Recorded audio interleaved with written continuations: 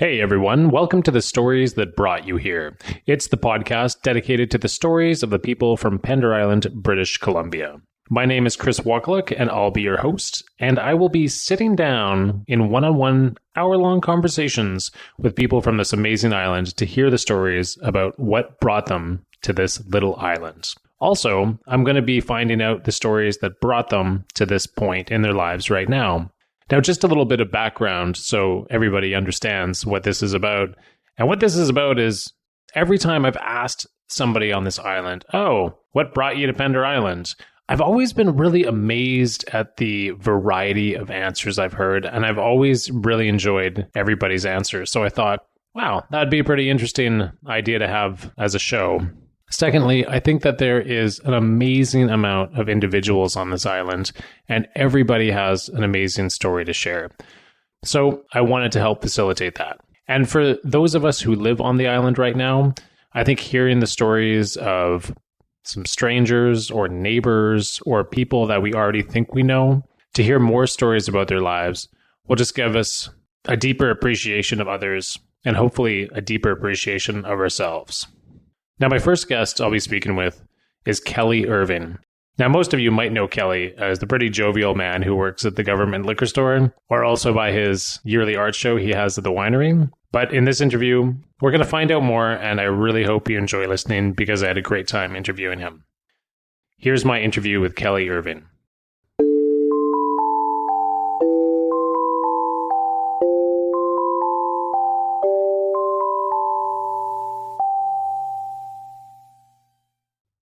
Kelly, welcome to the first ever show. Thank you, Chris. Glad to be here. I'm so happy you're here.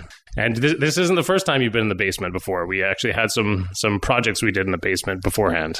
Yes, I will try not to improvise too much here. I have all my facts and figures memorized.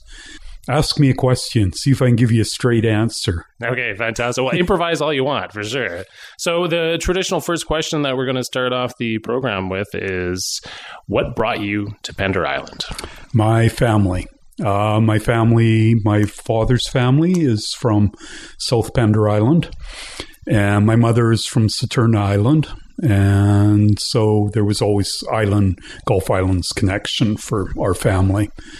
My father was in the RCMP, so we moved a lot when I was a child. But we always came, not always, but a lot of the time came to Pender for vacations to visit my dad's family. My mother's family had left Saturna by the time I was born, so I don't really have a Saturna connection, but very strong Pender connection.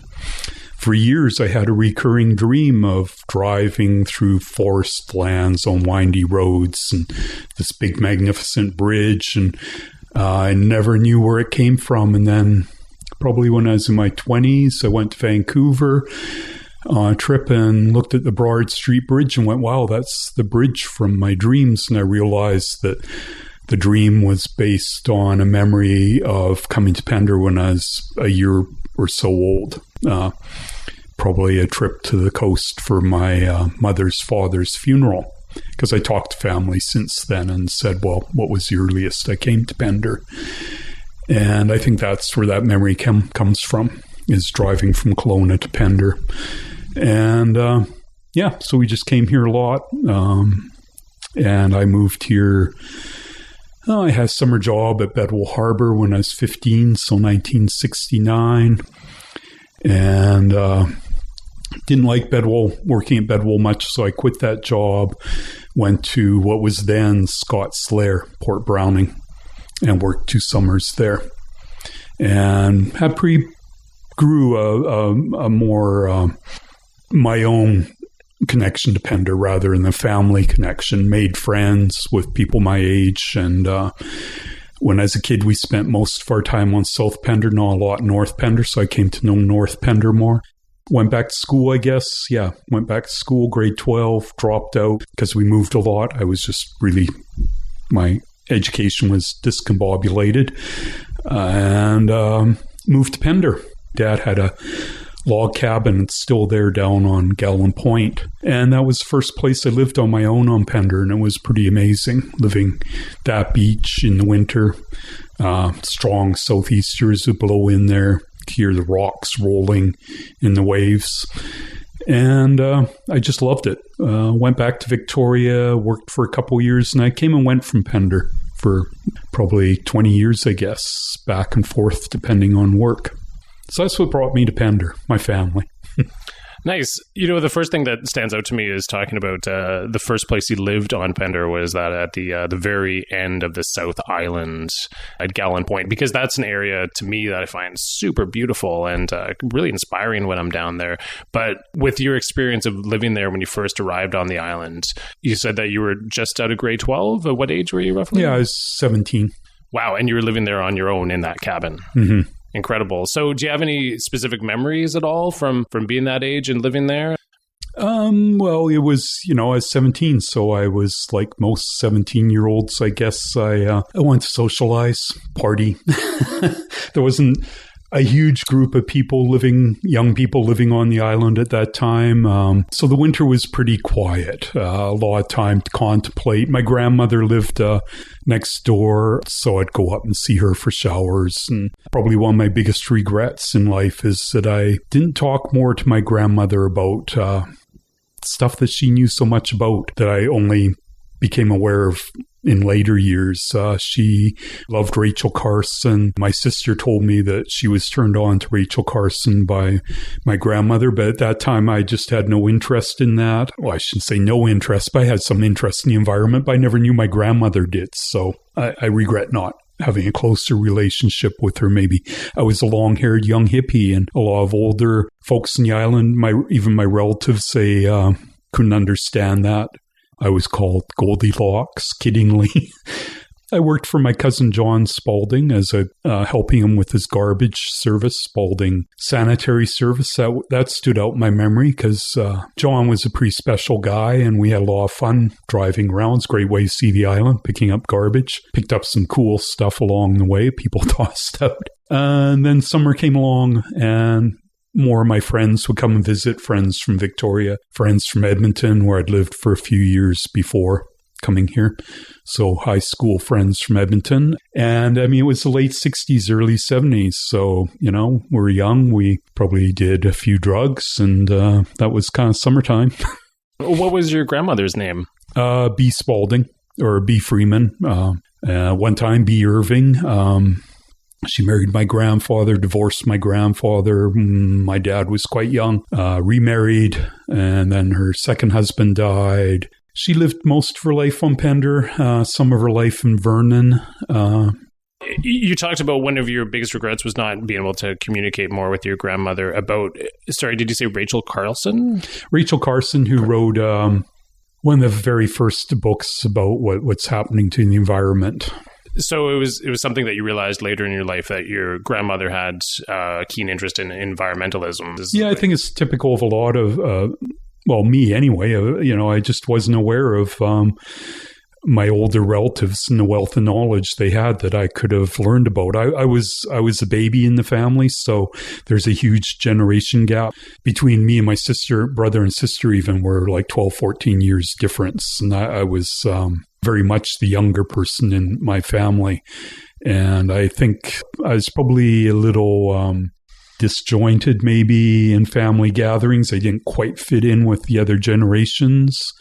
I think when you're a teenager, you don't really think about what all those old folks might know.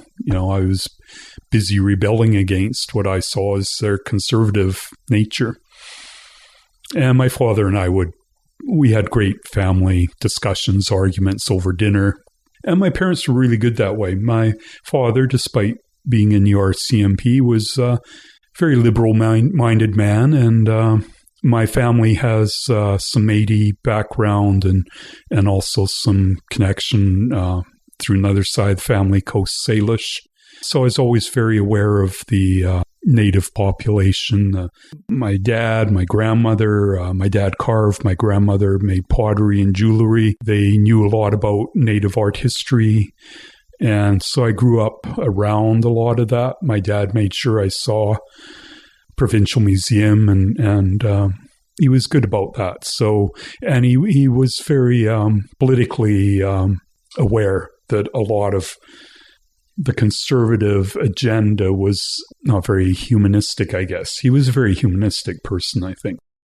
That's really interesting what you said, just touching back with your grandmother and the regret that you have. Because just 2 days ago, I had a conversation with somebody and he asked me, what's your biggest regret in life? And usually my answer is nothing, because I wouldn't be where I am if I had changed anything. But I felt an answer should be given, and the first thing that came to mind was not listening to the stories that my dad had to offer of his youth before he passed away. It's interesting that you say that in this interview, because I think it's a really important thing and timely thing to do, to hear the stories of people and their life experiences that they have. But let's get into your father a little bit. So he worked for the RCMP, you said, and you moved around a lot. And so what sort of parts of the country did you live in? Well, my father originally didn't join the RCMP. He joined the BC Provincial Police 1938-39, when he and my mother were first married. When I was born, I think just before I was born in 1953. 1952 or maybe early 53, the RCMP took over the policing of British Columbia. So the BC Provincial Police was disbanded. And my dad didn't think he would continue on, but they asked him to join the RCMP. So he did. He was, I think, a sergeant at the time. And I was born in Haney in the Fraser Valley. And several months after I was born, my dad was transferred to Kelowna. And we spent 5 years, I guess, roughly in Kelowna. So my earliest memories are Kelowna. And then we moved Prince Rupert, 9 months, Victoria, 3 years, Prince George, 2 years, Dauphin, Manitoba, 2 years, Edmonton, 3 years. And then he was coming close to retirement, so they moved him back to Victoria because he wanted to retire in Victoria. And I left home while he was still working. So what was that experience like growing up and having to move to all sorts of different communities? Because we hear this story sometimes from your perspective. What was it like living in different communities and moving around? Disruptive. I think I added it up once because curiosity. I went to 13 schools for 13 different grades, I guess, because I dropped out in grade 12. I ended up going back and doing my adult ed, so including that 13 schools to get my high school diploma, whatever, graduation, matriculation. And traveling inter-province, it was really disruptive because education programs are different in different provinces. When I lived in Edmonton, by grade 11, I was not taking any sciences or mathematics as in an arts curriculum. I moved back to BC and all of a sudden they were saying, you have to have a language requirement and you have to have this and that. And after a few months, I just went, no, I can't do this. And also I think it was the age. I had things I wanted to do other than go to school. And Victoria was so nice and warm in September. And I spent a lot of time not in school. So I kind of screwed myself around there. But there were some good sides too. We saw a lot of BC, a lot more than a lot of kids my age would have seen, because my dad loved driving. So we do summer vacations, and we also sometimes when he had a business trip, because he was a fairly senior officer. For instance, when we lived in Prince George, he was the commanding officer for Northern BC. So we would drive up to, say, the Yukon border and back down Cassiar was one trip I remember, and up. We saw the dam at Hudson Hope when it was being built. So that was kind of neat. I was privileged in a lot of ways to see things that other kids never would have seen. And the RCMP have a pretty close connection with armed forces. So if there was an armed forces base nearby, we'd quite often go and visit families or take advantage of their recreational setups, film nights, swimming pools, that kind of thing. So it was kind of cool.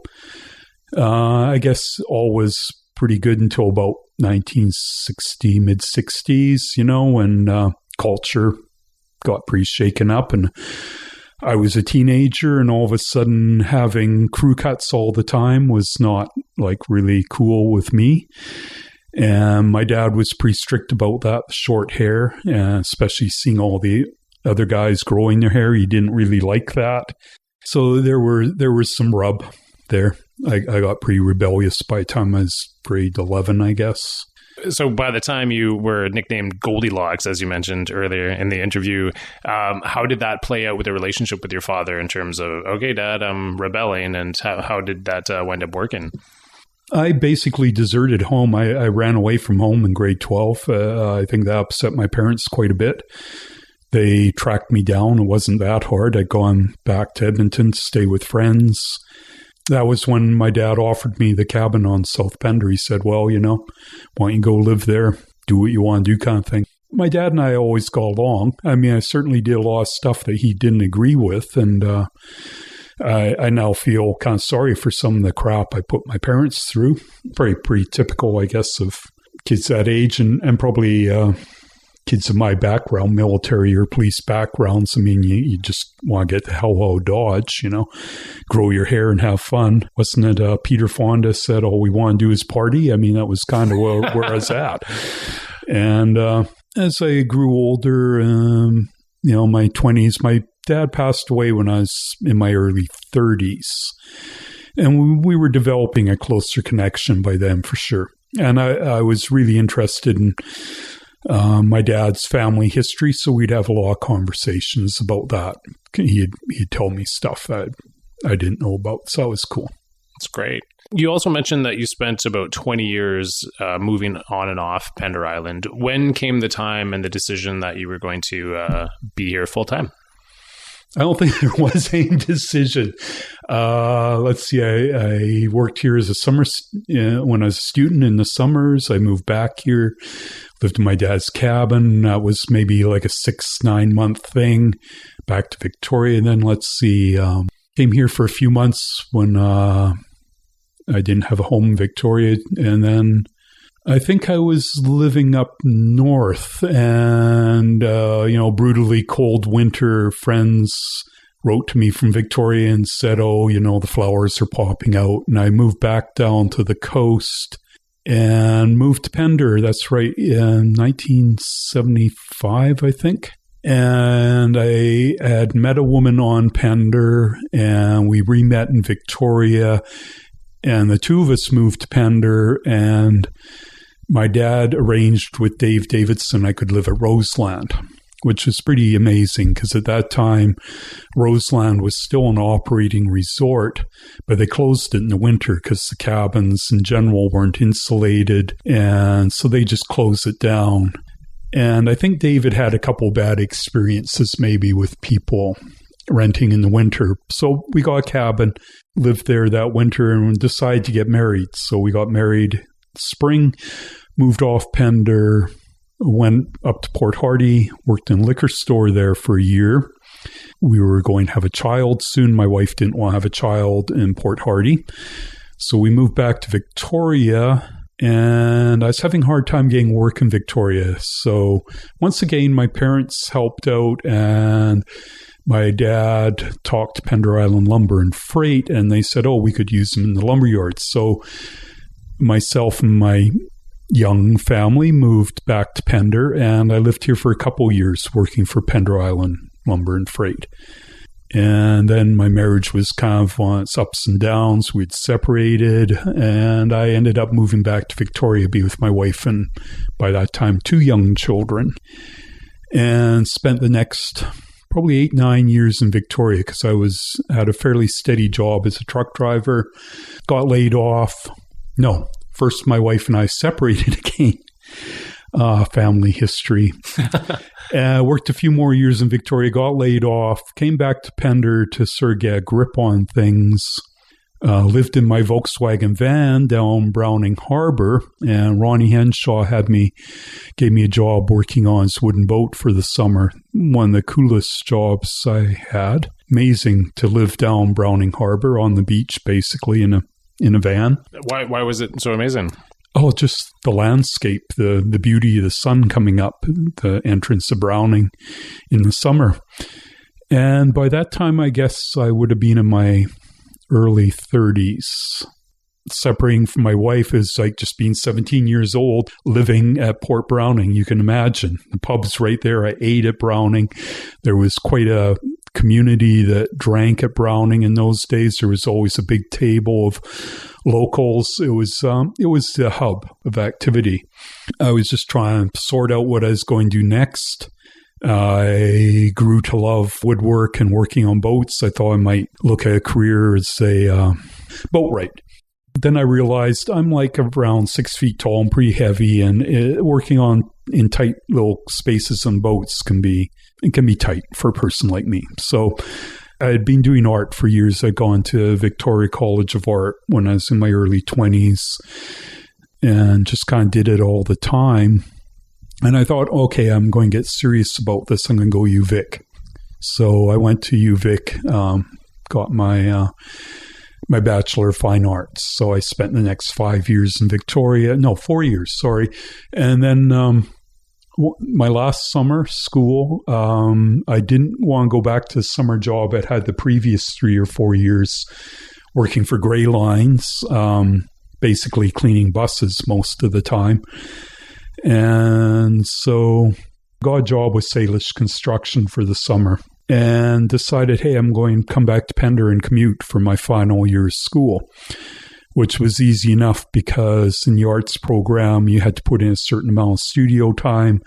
And I don't think I had many academic subjects that year. I'd done most of them previously. So it was easy for me to commute back and forth. And I met a woman. Actually, I'd met her previously, and we ended up living together. So I kind of stuck. That was 1992, and I haven't left. Wow. So I don't think anything really drew me back to Pender. I just came back and I stuck. And I got a job, and I for most of the time I had work. So I think that's the big deal with my earlier years is I'd have work, and then work would peter out in the winter, and I'd have to go back to Victoria. Or something would happen. I mean, when you're young, married, and you have 2 kids, you pretty much have to work full time. Absolutely. So I ended up having 3 kids by the time marriage was over. I had 3 children. And so it's a fairly big commitment. Something that you mentioned earlier that I want to touch on is living on Roseland, because I know for myself and other people that we have strong connections to certain parts of this island, and I have a strong connection to Roseland. Every time I go there, I feel the energy is just amazing. It's just crackling with something very deep there. Can you describe more your experience of living in Roseland and just going to bed there every night, basically, and what that meant to you? It was a very amazing place. Mrs. Rowe was still alive, and we lived in a little cabin, which is no longer there. It was torn down. I think there's one similar one still there behind the main building where the museum is now. And across the driveway down from us was the old row home that had a store in it. And I think the stone steps are still there beside the driveway. And that's where she lived, Mrs. Rowe lived. I never really talked to her too much. My wife, Cindy, she talked to her a fair bit. And the Davidsons lived there, Dave and Flo. They lived down closer to the water and behind where the washrooms now are. I don't think their house is there anymore either. The house they lived in at that time was down by the water above where the docks are now. And then the big house was there, but quite dilapidated. And there were a number of cabins, and there were still the cabins out on Roe Islet. So it was an amazing place to explore, to hang out. The old cabins were amazing. They were very bare bones. People would talk about staying there in the summer. You could watch stars through the shingles coming apart on the roof. And we used to walk out along South Otter Point Road and along the waterfront. At that time, there was still a few little cabins left. And I can't remember if they're all on one property or different properties, but we go exploring and find these trippy old cabins and outhouses were actually in houses because they're built into the house. So no plumbing, but there'd be the hole in the seat, toilet, and Murphy beds and all these funky old cabins. And if we wanted to go shopping or visit my parents, we'd hike up Roe Lake and then straight through the driftwood through the back way there, which I guess you could still do, but there's now private property and people tend to, fence it or put trees across paths. Sure. So I don't think that's quite as accessible as it was then. And our cat would follow us. That was pretty funny. Our fluffy gray cat would follow us all the way the driftwood like a little dog and all the way home. Oh my gosh. What was your cat's name? That was Annie. Yeah. Annie, the fluffy gray cat, your protector. Yeah. And so it was very cool. It was very idyllic. And I think I was collecting unemployment insurance at that time. So I wasn't working much. It was just like the winter holiday. Yeah. Then we got married and then I had to work because the UI ran out. So off to Port Hardy. Yeah. Well, it's amazing the different places that you described, moving around and living in BC and having that experience. Just something I was thinking when you were talking about that is that, the upside of having the experience of moving around a lot and going different places is that a lot of people don't get to have that experience. I know that I've made a point of seeing lots of different areas of British Columbia and Canada, and I feel really thankful to have taken the time to have seen that because it's amazing. British Columbia is an amazing place, isn't it? Mm-hmm. And there's still big chunks of British Columbia I haven't seen, and Sue and I are currently talking about getting a camper van and spending less time international travel, more time seeing BC and Canada. I've only been as far east as Winnipeg, except for a one night in Toronto between flights. So I've never seen big chunk of Canada. Yeah, it's incredible, and it's so diverse that province to province that people are totally different. The landscape is totally different. Yeah, and then BC itself, you could spend maybe a lifetime exploring different nooks and crannies through a massive province, and a lot of people would be entertained by that. So, all right, so you moved back to Pender Island. It's the early 90s. Grunge is in full swing. Yeah, I was. I've been going to UVic, and I was still in UVic when I moved back. I really enjoyed my time at UVic. I was part of the CFUV, the community college radio thing. So this little microphone with the windsock here is very familiar to me. I love that whole experience, university experience. Yeah. Well, let's talk about that. So you worked for the university radio station. What any memories stand out from that experience to you? Oh, yeah, lots. I think I was first. I had a friend who was involved at the radio station. She asked myself and another artist friend if we would do an arts program, an interview program. So, there was some good times and there were some bad times. The time I lost a cassette tape of somebody's art project. It just disappeared within like 5 minutes, and I never did find out what happened to it. And this was not a local artist. It was a fairly well-known Canadian artist, and that was deeply embarrassing. So there were times like that.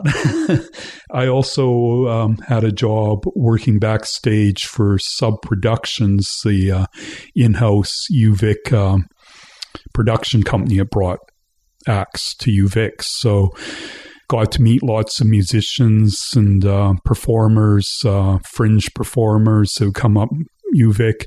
And so that was pretty amazing. I just loved all that.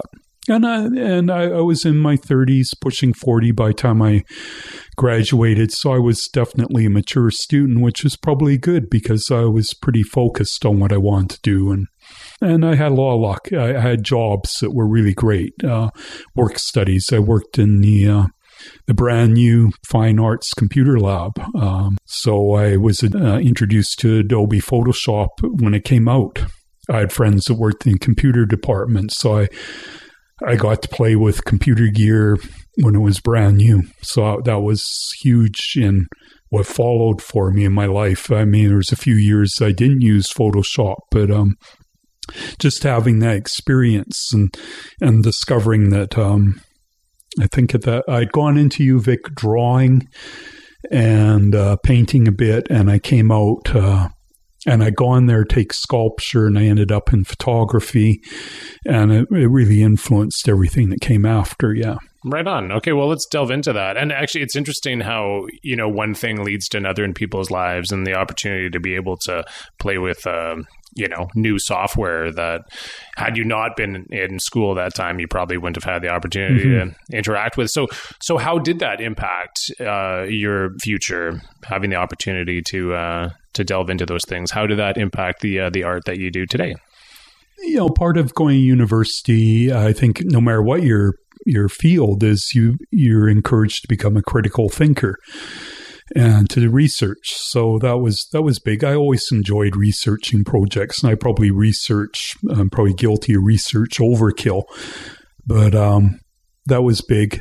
When I came out of UVic and moved back to Pender, and I was doing photography, I didn't set up a darkroom in Pender because I knew it would just be really difficult recycling chemicals and stuff. So I did Polaroid photography for a few years, and then digital photography came along. And Tim Kemp, who's an engineer, had bought a Kodak digital camera for his work, and he decided to upgrade, and I bought his used Kodak digital camera. And that was huge for me. That just completely changed my photography. When I was a film photographer, I tended to snap a lot of photos and bulk load film. So I was in that mode of taking a lot of photos, and digital photography, of course, frees you up to just shoot all the time because you can just keep going and going. So yeah, that was a big change then. And I'd had a friend in computer sciences who had introduced me to scanners sometime that would be in the mid-'80s, I guess. So I was just fascinated by what you could do with digital images, how you could manipulate them, how you could blow them up, how you could get into detail. And I like dark rooms, but I was in a dark room once, I almost caught fire, and they can be very scary.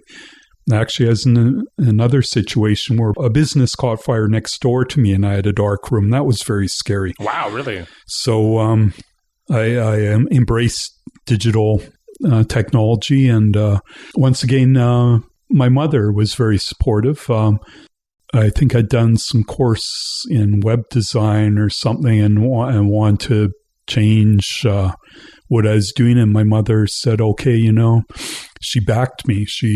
Because for a number of years after UVic, I just didn't have the money for a computer or camera or any of that stuff. And my mom helped me out big time. My parents had not really encouraged my interest in art when I was young.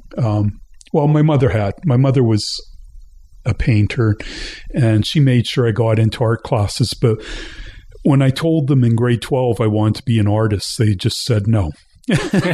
Artists don't make money. Art is a hobby kind of thing, and they discouraged me. And after a number of years of just doing it, they accepted the fact that I was really interested in it, and they threw some support behind me, some financial support, which was big. And I'm kind of sad to say that I wasn't always self-sufficient, that I did hit periods of unemployment and periods where I was more interested in, say, traveling than finding work. So, yeah. But really, without those experiences, you wouldn't be, where you're at today, though, right? No.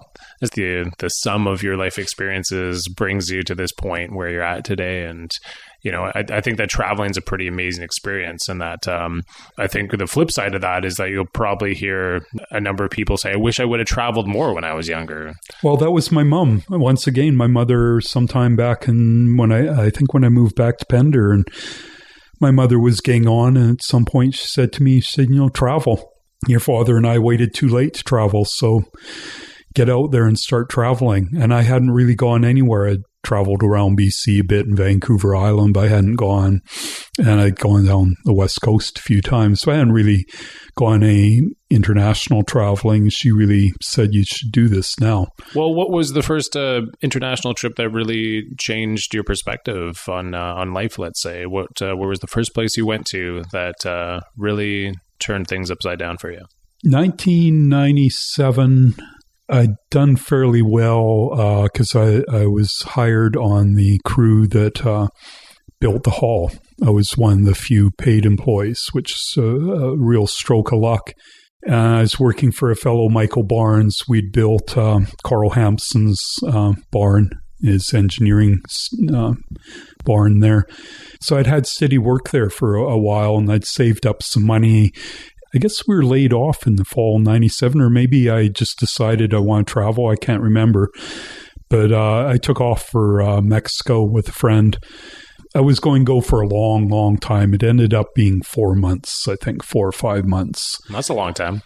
Yeah, it wasn't as long as I initially wanted to go, but it was really good. It was, went to Mexico, Guatemala, touched into Honduras, Belize, and the fellow I was traveling with, we parted company in pretty soon after we arrived in Mexico, went our separate ways. So I think that was probably the first time I'd traveled totally on my own for a long time.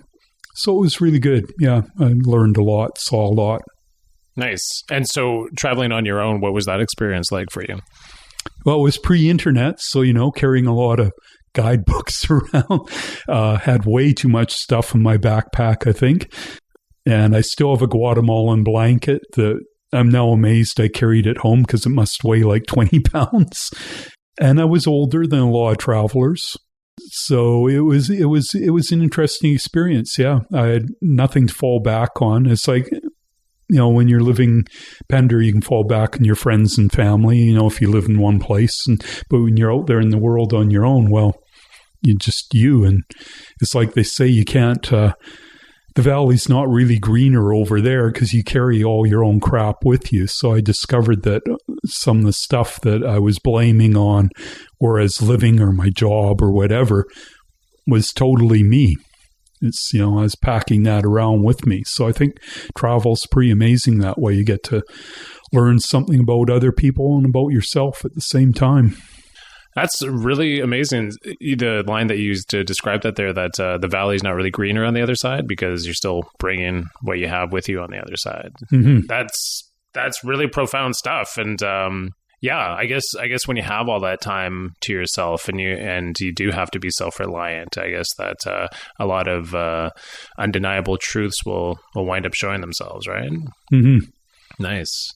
I've got to touch on this topic because I want to find out more about this mother of yours who helped you out along the way. What can you tell us about your mom?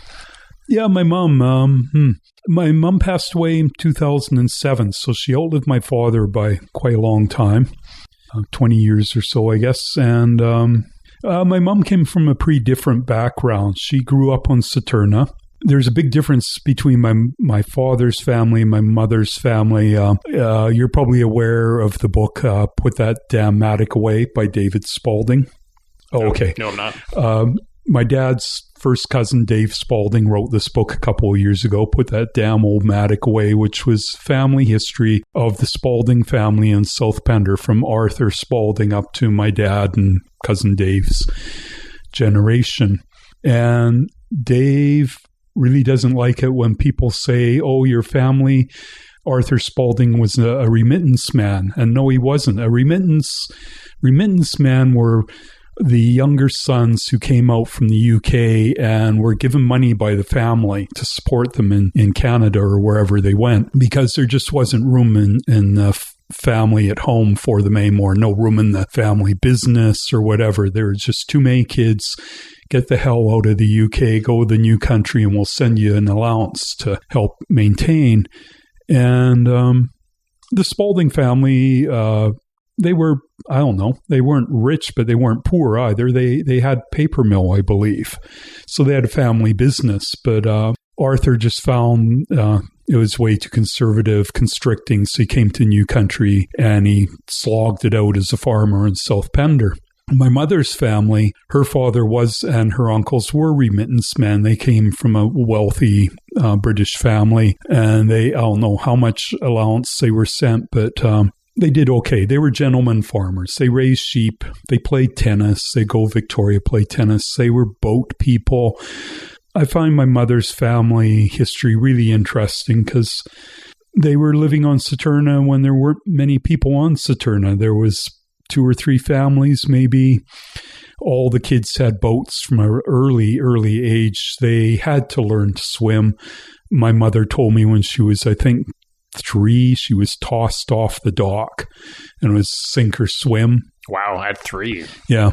Her sister was out salvaging logs in the Georgia Strait when she was 11 and selling them. They just, they were rugged. But on the other hand, they had a kind of an easy life too. And so was her father's family. She was from the Payne family, and her mother's family were from Main Island, or were living on Main Island, the Maud family. They were also quite well-off English family. My great-grandfather was, he basically ran Queen Victoria's transportation. He was the Crown Equerry. So at that time, it was all horses. They came from a fairly privileged background and came out here.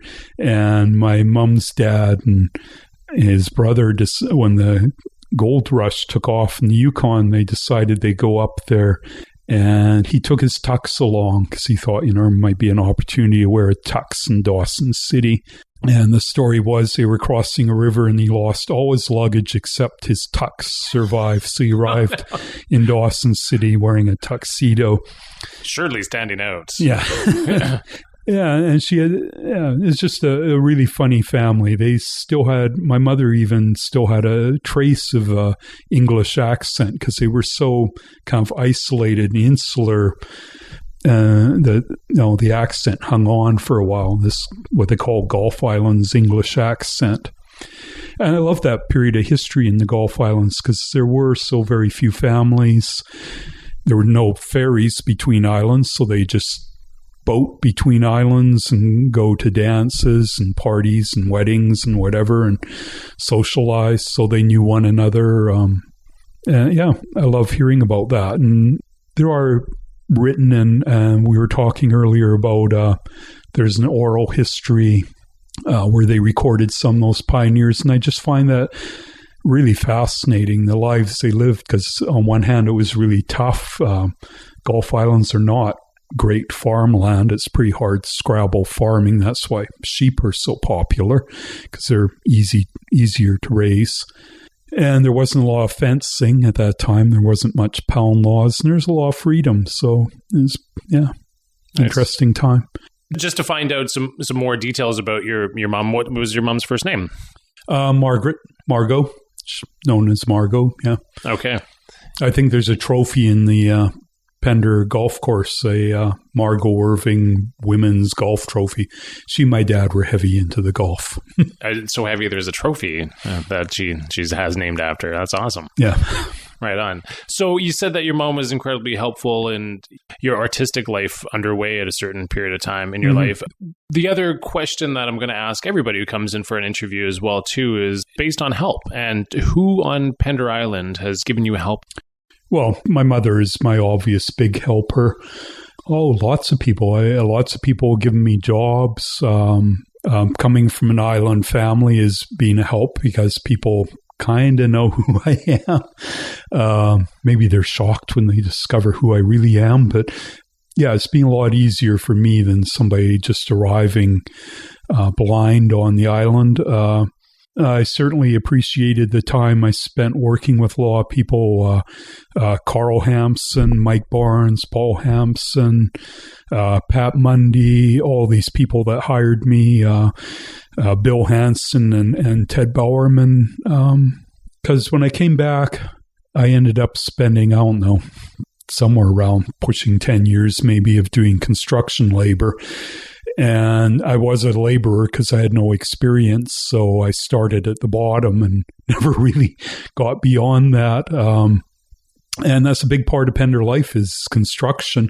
What work is there on Pender? Really landscaping, construction, service industries. Yeah. So I fell into the construction and all those people gave me work and, it was good. Kept me going. I learned a lot. I wouldn't say I could build a house from scratch, but I can sort of muddle my way through my own home renos. So that's been valuable. Yeah.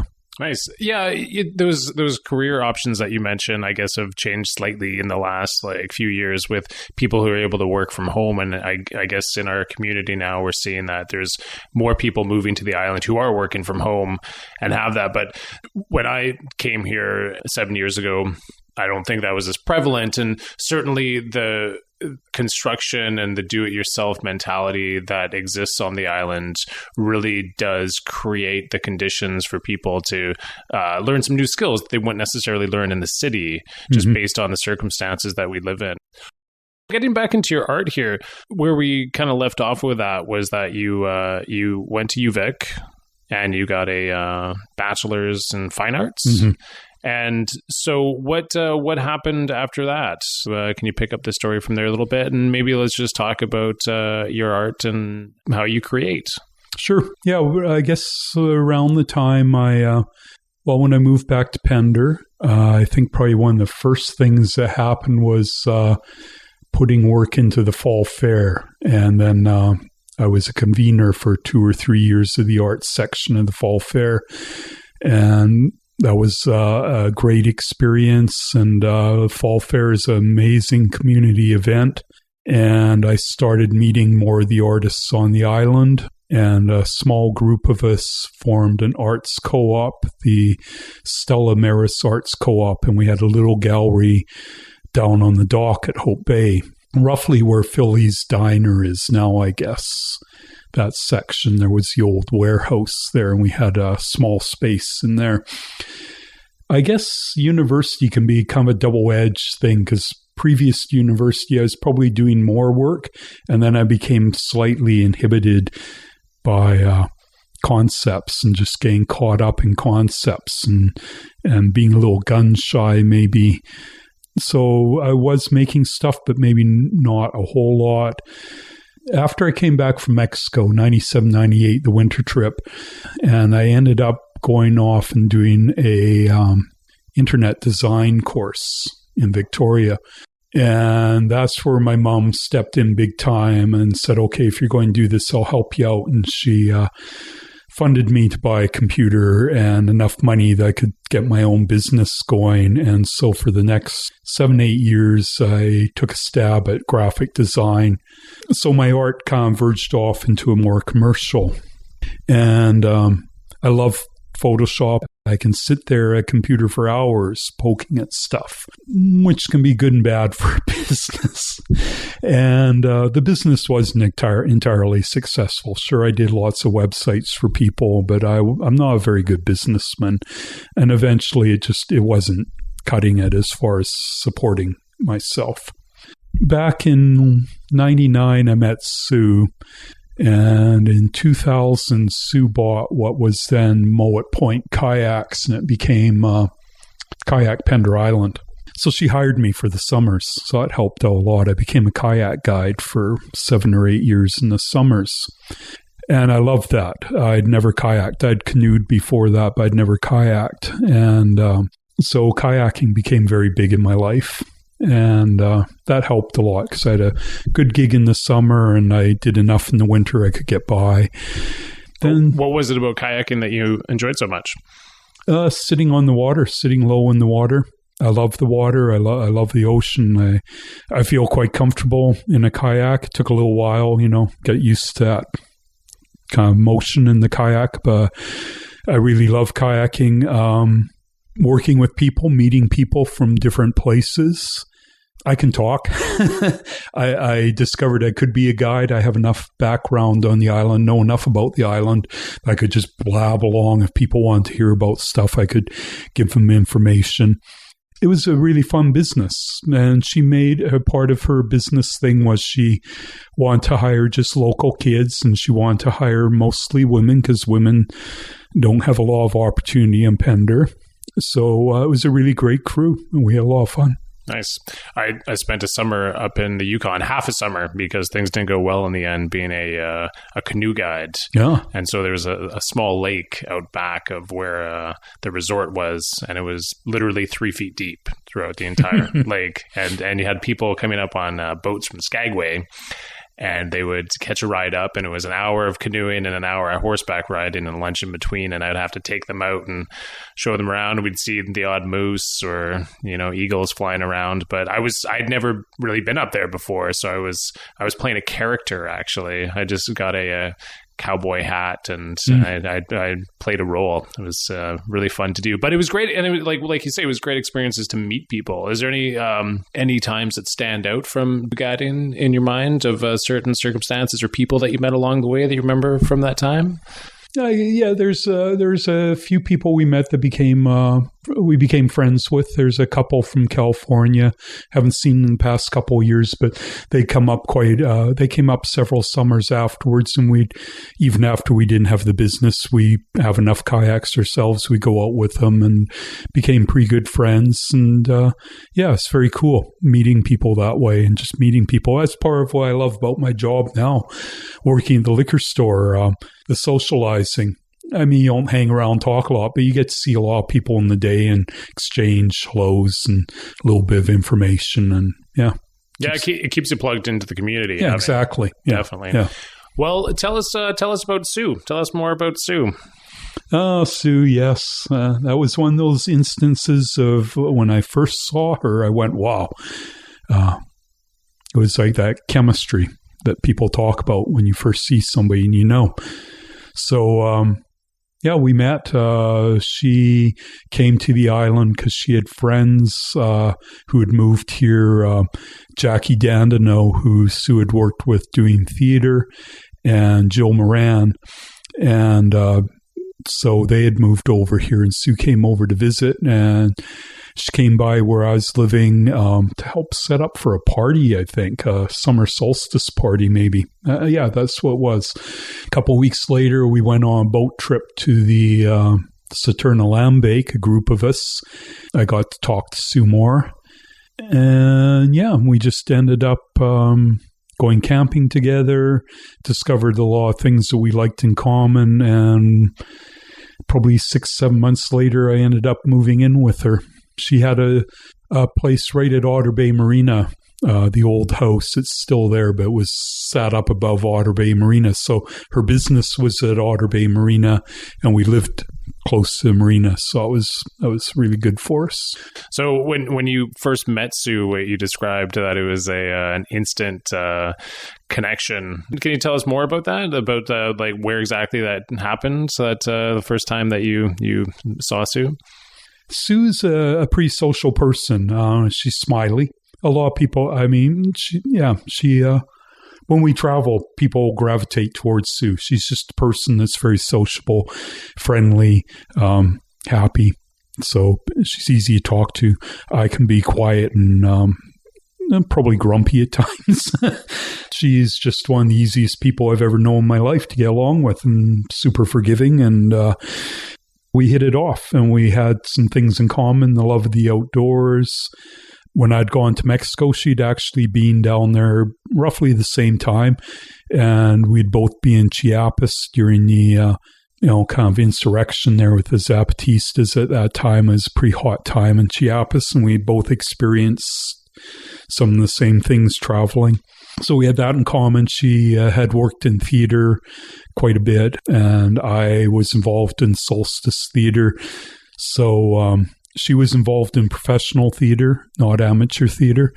So there was some overlap there, and she'd worked with Jackie and various other people. So, And so you just mentioned theater and the Solstice Theater, and I think one of the first times we may have met was through theater. Yeah, we both have some experience with the Solstice Theater, and I know that you directed a play that you wrote as well too. Adapted, let's say. That's more an accurate way to put it, for sure. I don't think I can claim to have written a Christmas Carol. But you could. Who's listening to this that's going to hear that, for sure? Who is Charles Dickens anyway? Who is this Dickens guy? Just some old guy who's no longer around. But can you tell me a bit more about your experience with the Solstice Theater on Pender Island? Yeah, when I moved to Pender in early summer 92, I was hanging out with Jackie Main. Jackie Main and I became an item. Jackie introduced me to Solstice Theater. I guess the first event was, at that time they were doing a annual summer solstice event where they would go to the school grounds, set up a stage, do a short play written by Patrick Brown, who writes for the Island Tides. Patrick would write the script, and I can't remember what it was that summer. It might have been Pender West. They were always fun. They had lots of local references, and they had booths set up for food and drink, and they were fun events. So I did a hand-drawn poster that first year.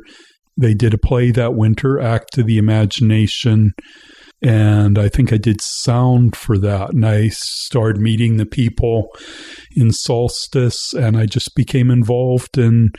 And true Solstice tradition, they got me on the board of directors. They always suck the new people into the board of directors.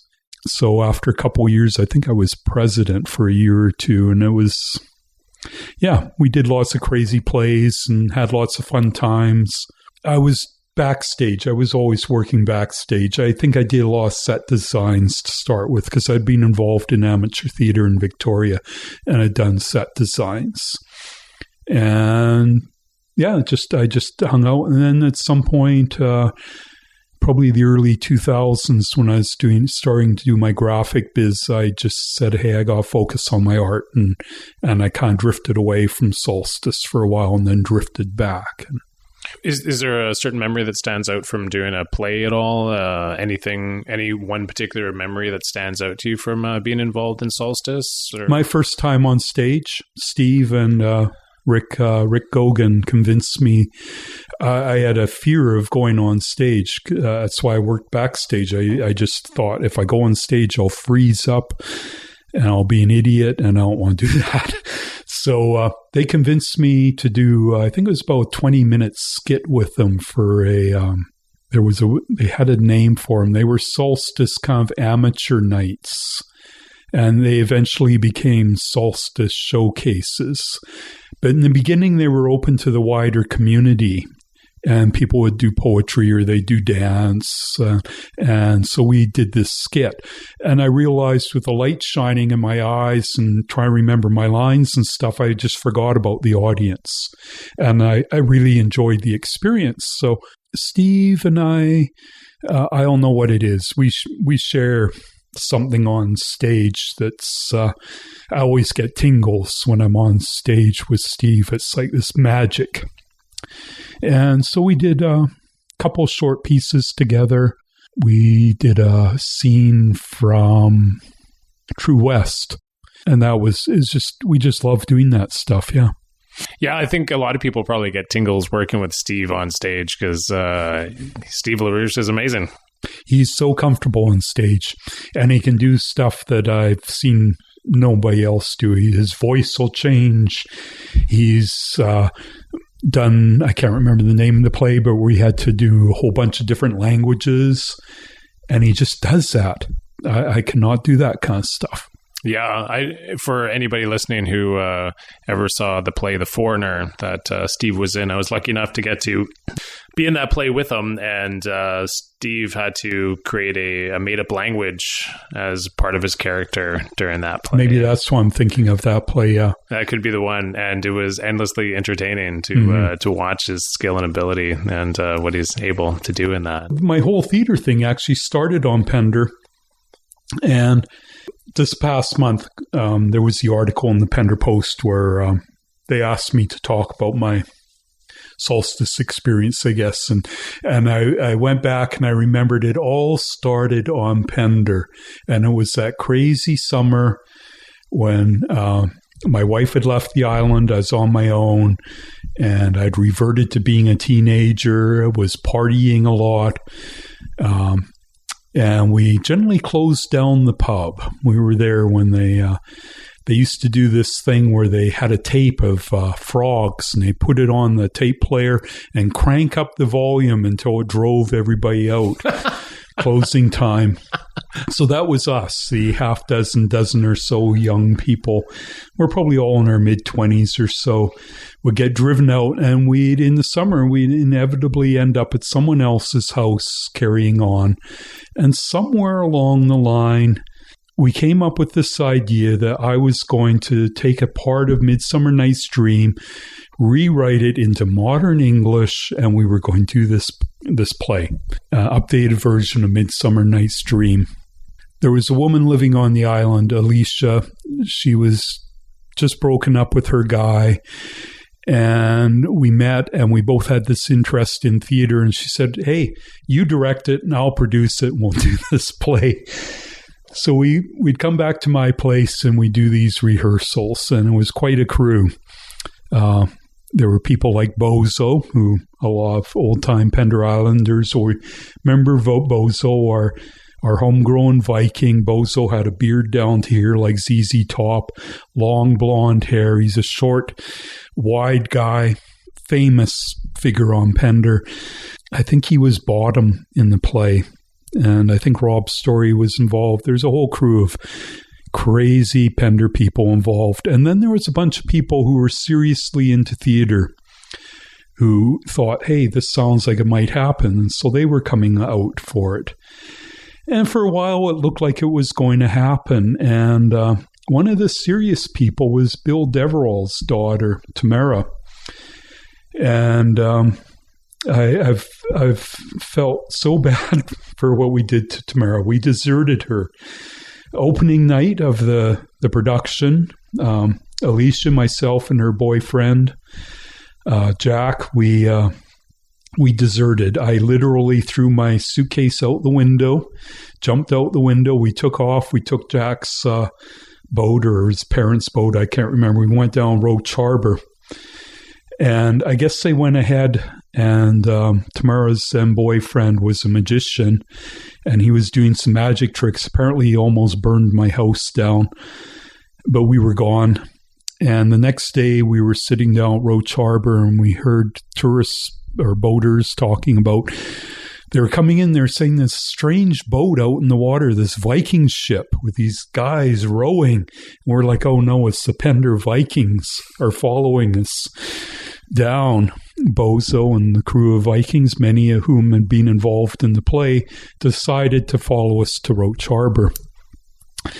And yeah, so that was my very sort of first quotation marks theater experience. It was just, it is kind of embarrassing to talk about because I do feel very bad for Tamara, who put a lot into it, and we deserted her. And thank God she's gone on to a brilliant career in film. And but years later, I bumped into Alicia. I was taking some of my art out of a show at Open Space Gallery in Victoria, and she was setting up stage managing for a theater company. And she said, hey, come see our show. So I went and saw Heroes, which is written by a Canadian writer. And the group was a weird collaborative effort by ex-members of the William Head Penitentiary Theater Group, William Head on Stage, who had graduated, quotation marks, from William Head and wanted to continue doing theater, some of whom were in UVic, doing theater in UVic, some of whom were just still interested in theater, and a group of UVic students who came out, and a bunch of people who were just in theater from the general theater community in Victoria. And I went and saw their show. I went to their cast party.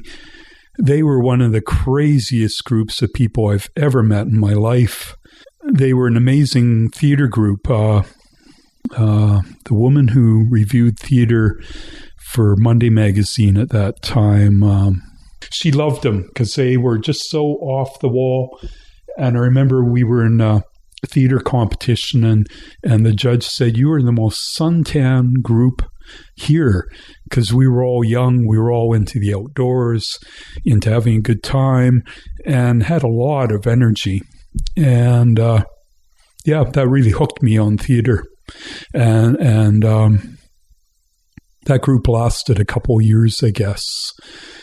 And it wasn't long after that I came back to Pender, and that's how I got hooked on theater. And it was through Pender. It all started on Pender. Just yeah, there have been some crazy times in Pender.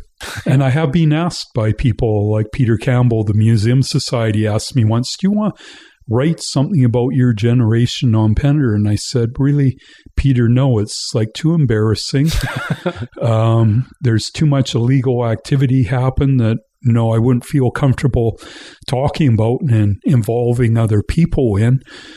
It's changing times, I mean, I guess we're all typical 20-year-olds and 30-year-olds and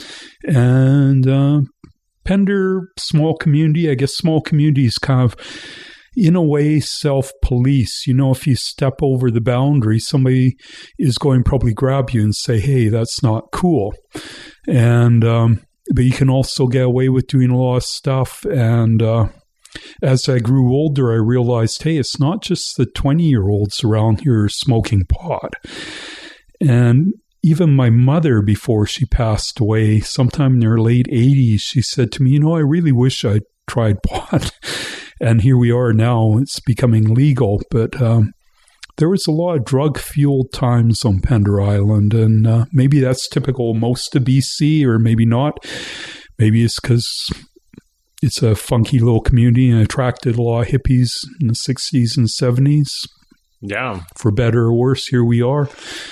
Well, I'm sure as this show goes on, I'm going to get to hear more stories about, illegal activities perhaps that took place on Pender and how much gets edited out and how much gets left in, how much we're willing to talk about.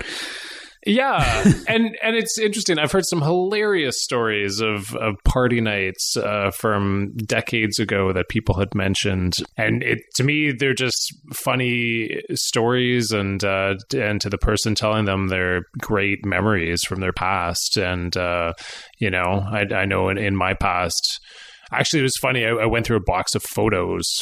Hundreds and hundreds of photos that I decided to go through a few months ago, digging through the basement, and the reoccurring theme for most of the photos were party nights.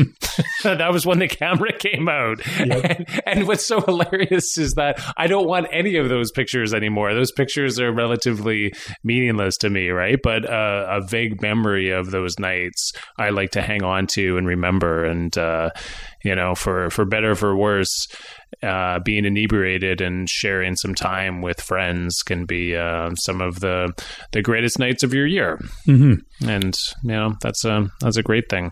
But I'd just like to thank you so much for also describing the joy that you found through theater. And that's interesting that I'm sure most people wouldn't really necessarily know about, or I didn't necessarily know about, the passion that you found through Pender, through finding Solstice Theater. That's an incredible thing, and it's nice that we have that in the community to be able to give that to people. And I've experienced that. I know that I wouldn't have partaken in being in a play if it wasn't for being in a small community, and sure is nice that exists. Mm-hmm. Yeah. And it's funny, it has existed for so long, not Solstice, but in one form or another. And my mother told me she remembered going, seeing plays on Pender years ago, and I mean, when she was a kid, talking about 1920s or 30s, people were doing amateur theater to entertain themselves. Nice. And hopefully that goes on and that doesn't slip away. I'd like to give a big thanks to you, Kelly, for coming in and just being vulnerable enough to and open enough to tell some stories about your past and about Pender Island. And for people listening, I'm so appreciative that Kelly said yes to doing this, and I have other people that say yes to doing this, because it's a great thing to be able to reminisce about your past, but it's also can be a very vulnerable experience. And thank you so much for coming in. And thank you, Chris. Yeah, I'm glad you're doing it. I'm glad I'm doing it too. I'm having a great time so far doing it. Any lasting words you want to end off with? I'm looking forward to listening to your future interviews, because there's so many things we haven't talked about that I know other people will talk about. Like disc golf. Oh, I love disc golf for sure. And I'm gonna, an hour doesn't seem like enough time. An hour is definitely not enough time to be able to hear enough of people's stories from their past. But that's the time frame we're working with right now. And I'm curious to hear what other people are going to have to talk about as well too. All right. But anyways, thank you again, Kelly. And anyways, thank you everybody for listening. Well, there you have it. And to end this podcast off in honor of something that Kelly mentioned, I made my way out to Roseland. So I drove along South Otter Bay Road on North Pender Island and went to Roseland National Park, got out of the car, walked down the hill, and I came onto Roe Islet and walked across this rocky little islet that's populated with arbutus and fir and salal and moss, and made my way to the very tip where I'm facing west, looking out at Salt Spring Island. Just to my left, the sun is slowly going down, partially obscured by the cloud. Off to my right is the ferry terminal. The Tawasin ferry just left. You can hear the sound of the ocean lapping up against the rock, and you can feel a cool breeze. It's about 5 degrees out right now, and I haven't been here for a long time, it seems like. But it's an incredibly beautiful place. And I'm just sitting on a bench, a white picket bench, that says donated by Pender Island Walking Club, March 2003. Thank you very much for listening, everybody. Until next time.